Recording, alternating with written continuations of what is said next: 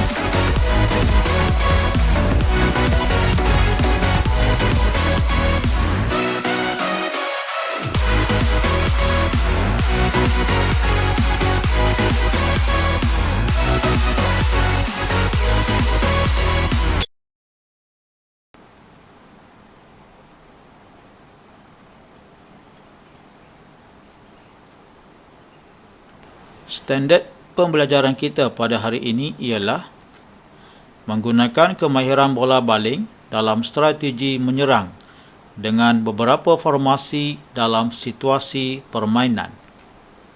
Menggunakan kemahiran bola baling dalam strategi bertahan dengan beberapa formasi dalam situasi permainan.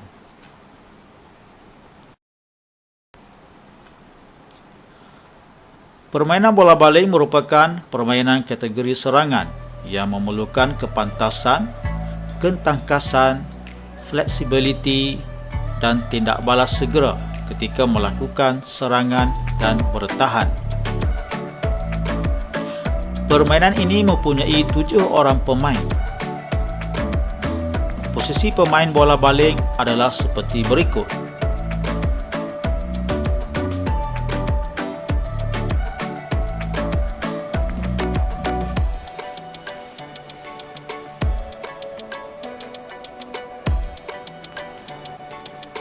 Kemahiran asas permainan bola baling.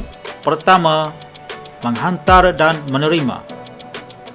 Kedua, menggelecek. Ketiga, mengadang. Dan yang keempat, menjaring.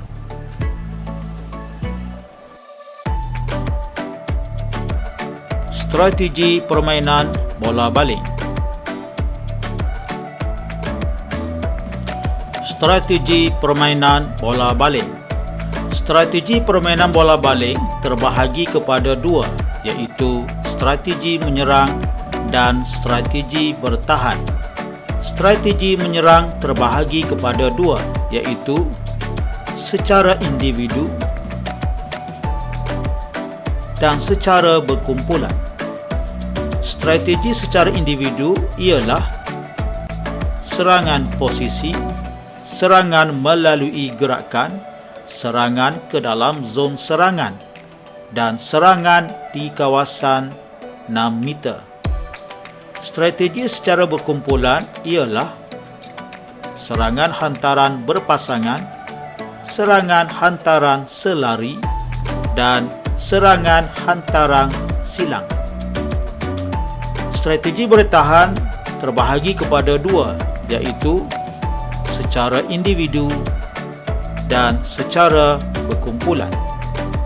Strategi bertahan secara individu ialah mengawal permainan, adangan badan dan mengadang. Strategi secara berkumpulan ialah bertahan mengawal zon dan bertahan ketika lontaran percuma.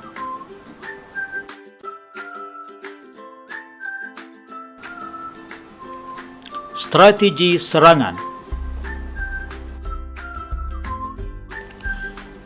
Strategi menyerang secara individu. Pertama, serangan posisi. Seorang penyerang perlu bijak menempatkan diri di tempat yang tidak dikawal oleh pihak lawan dan mudah untuk menerima hantaran. Seterusnya, menyusun gerakan taktikal serangan.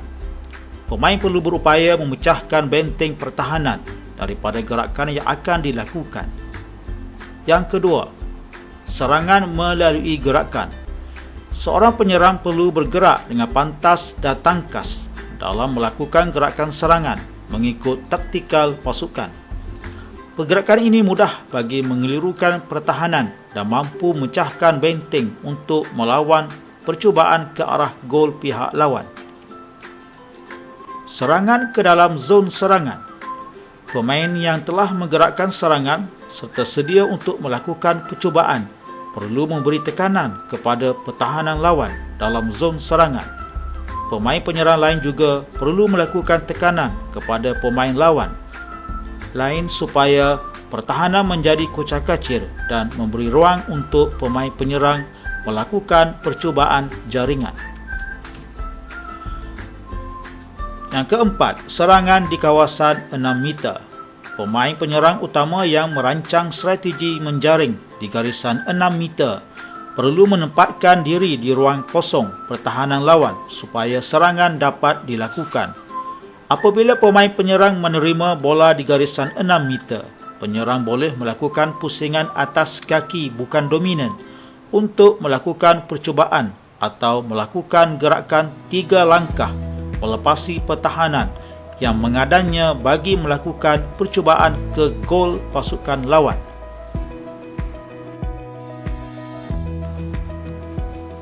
Strategi menyerang secara berkumpulan. Pertama, serangan hantaran berpasangan. Pergerakan serangan ini dilakukan dari bawah secara berpasangan. Hantaran pendek dan tepat kepada pasangan akan mempercepatkan serangan. Hantaran yang pantas akan mengelirukan pihak lawan dan memudahkan jaringan dilakukan. Kedua, serangan hantaran selari.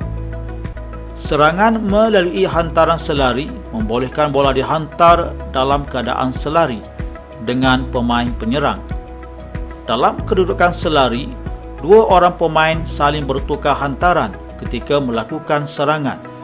Serangan ini juga sesuai dalam situasi 3 lawan 2 atau 5 lawan 4. Ketiga, strategi hantaran silang. Strategi ini akan mengelirukan pertahanan lawan dan memberi ruang yang baik untuk melakukan percubaan ke arah gol. Penyerang akan bergerak secara bersilang sama ada dengan bola atau tanpa bola. Hantaran dilakukan secara dekat, pendek dan laju. Pemain penyerang akan mempunyai peluang apabila gerakan silangnya sukar dibaca dan percubaan ke arah gol boleh menghasilkan jaringan.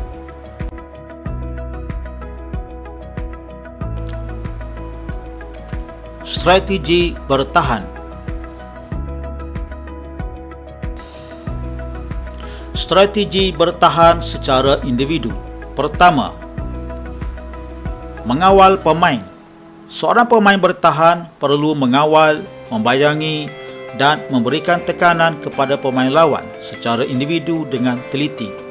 Kawalan yang longgar menyebabkan pemain penyerang lawan dapat mencari ruang kosong, seterusnya melakukan cubaan ke arah gol. Kedua, adangan badan. Pemain secara individu boleh melakukan adangan badan kepada mana-mana pemain penyerang lawan. Adangan badan bertujuan untuk membataskan pergerakan pemain pasukan lawan untuk menjarikan gol. Semasa melakukan adangan badan, pemain bertahan tidak boleh menyentuh mana-mana anggota badan penyerang dengan tangan. Ketiga, mengadang serangan. Pemain bertahan boleh merampas bola ketika pemain penyerang melakukan cubaan ke arah gol. Merampas bola dengan bersih dan sah daripada pihak lawan boleh dilakukan dalam semua kedudukan, sama ada dari hadapan, belakang atau sisi. Strategi bertahan secara berkumpulan. Pertama, bertahan mengawal zon. Terdapat beberapa formasi yang popular digunakan ketika bertahan, iaitu formasi 6-0, 5-1, 4-2 dan 3-2-1. Kedua, bertahan ketika lontaran percuma. Lontaran percuma dilakukan di tempat kesalahan berlaku. Pemain pertahanan perlu berada di kawasan 6 meter berhampiran lontaran percuma diambil.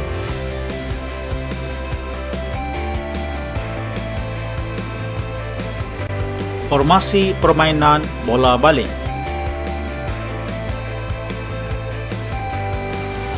Formasi permainan bola balik. Formasi permainan bola balik terdiri daripada formasi menyerang seperti formasi 3-3 dan formasi 2-4.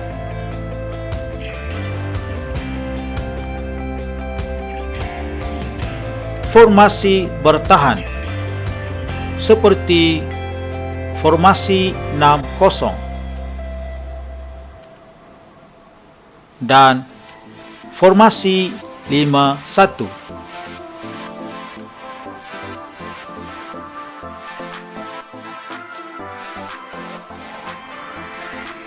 Formasi serangan.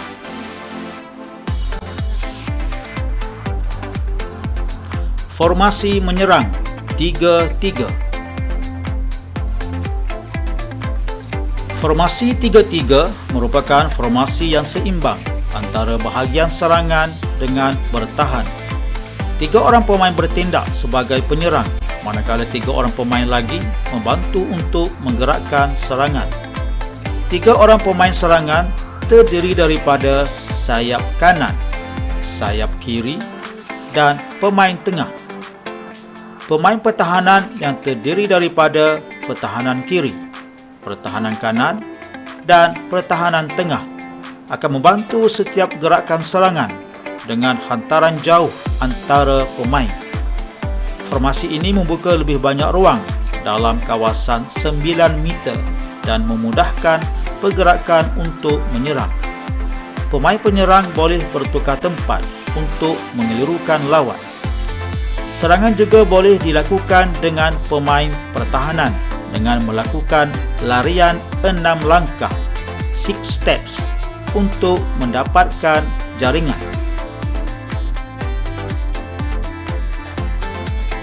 Formasi menyerang 2-4. Formasi 2-4 digunakan untuk menguatkan bahagian serangan. 4 orang pemain berada dalam kawasan 6 hingga 9 meter. 2 orang pemain akan berada di luar kawasan 9 meter bertindak sebagai penyokong serangan dan juga pertahanan. Seorang pemain penyerang dalam kawasan 6 hingga 9 meter bertindak sebagai pivot. Serangan digerakkan daripada pemain di luar kawasan 9 meter. Jaringan boleh dilakukan oleh pemain di luar kawasan 9 meter dengan melakukan jaringan dari belakang, backstrike, dan boleh mengaplikasikan 6 steps. Formasi ini memberi ruang jaringan dilakukan oleh 4 orang pemain dalam kawasan 6 hingga 9 meter atau jaringan dari belakang oleh 2 orang pemain di bahagian belakang kiri atau kanan. Formasi ini sering digunakan apabila pihak lawan mempunyai pertahanan yang kuat.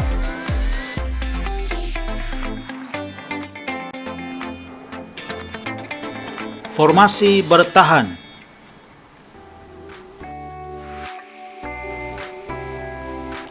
Formasi bertahan 6-0. Formasi ini meletakkan semua pemain bertahan berada dalam kawasan 6 meter di garisan lengkung. Pemain akan melakukan pertahanan rapat di garisan 6 meter untuk menyukarkan pemain lawan melakukan jaringan. Setiap pemain akan mengawasi seorang pemain lawan yang berada berhampiran dengannya.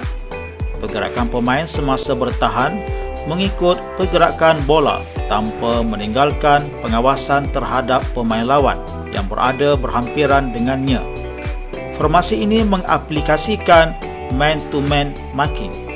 Formasi bertahan ini menyukarkan penyerang lawan melakukan percubaan menjaring dari kawasan 6 hingga 9 meter.